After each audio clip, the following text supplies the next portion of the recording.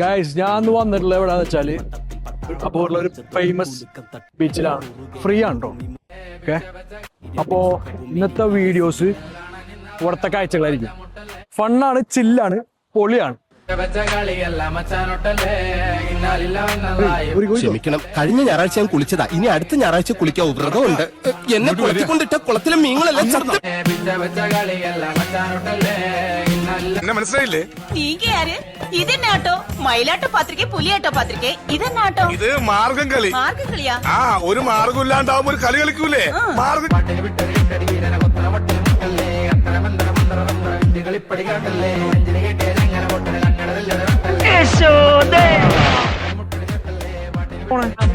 എന്നാ jump, jump, ജമ്പട്ടെ.